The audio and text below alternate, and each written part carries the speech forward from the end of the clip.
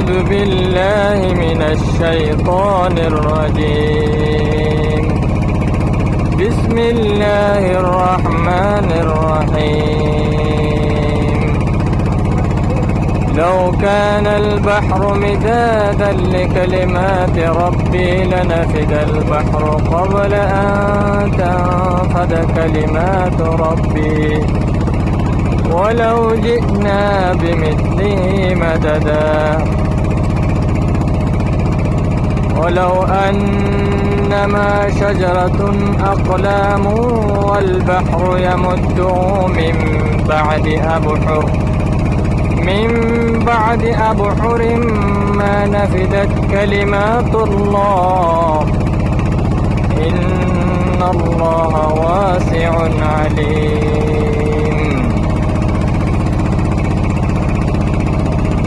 لو كان البحر যদি সাগর হয় মিদাদান কালি লিকালিমাতি রব্বি আমার রবের বাণীর জন্য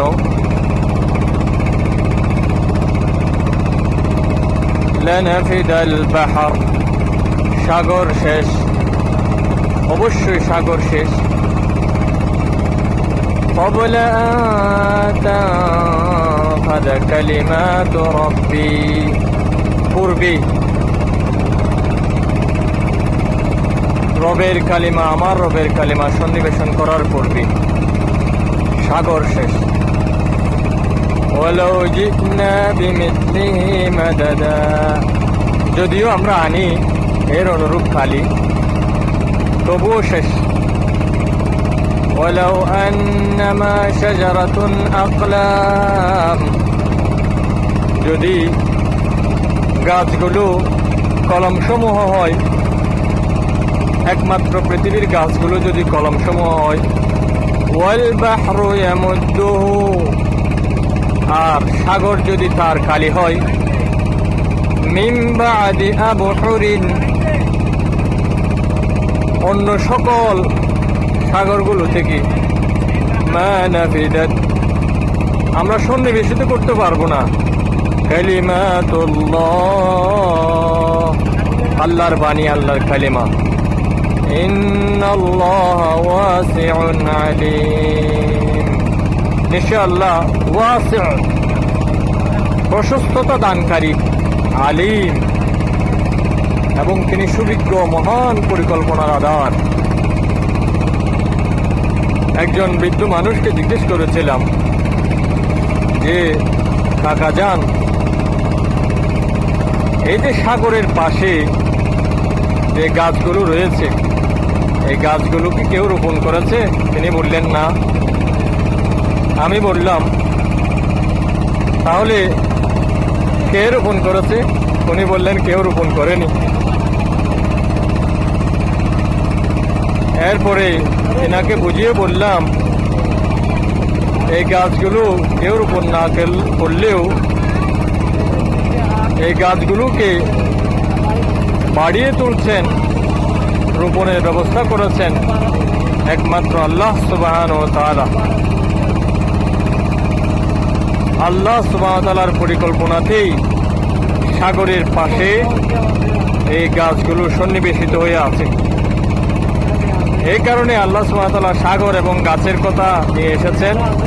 গাছগুলো যদি একত্রিত হয়, সাগরগুলো যদি একত্রিত হয়, সাগরগুলো যদি আল্লাহর কালিমা লেখার জন্য খালি হয় আর গাছগুলো যদি আল্লাহর কালিমা লেখার জন্য কলম হয়, তাহলে সাগর শেষ এবং গাছ শেষ, তবুও আল্লাহর বাণী সন্নিবেশিত করা সম্ভবপর নয়। আমি মহান আল্লাহর বাণীকে পৌঁছানোর উদ্দেশ্যে যাত্রা করেছি, সফরে বের হয়েছি। আজকের গন্তব্য হলো সৌন্দর্যের লীলাকা বিশ্বের সর্বোচ্চ দীর্ঘ সমুদ্র সৈকত কক্সবাজারের উপকূলে মহেশখালী উপদ্বীপের একটি প্রত্যন্ত গ্রামে পবিত্র কুরআন এবং সহিহ হাদিসের মারকাজ সেখানে রয়েছে। সে স্থানটা হলো মহেশখালী উপদ্বীপের শাপলাপুর এলাকার দিনাজপুরের মৌলভীপাড়া বাইতুর রহমান জামা মসজিদ এবং ইবতেদায়ী মাদ্রাসায় আজকে জুমার প্রোগ্রাম রয়েছে। তাই এই প্রতিষ্ঠান থেকে দ্বীন ইসলামের আলো দিয়ে এই প্রতিষ্ঠান থেকে দ্বীন ইসলামের আলো প্রচারের জন্য সবার সদয় দৃষ্টি কামনা করছি। আসসালামু আলাইকুম ওয়া রাহমাতুল্লাহি ওয়া বারাকাতুহু।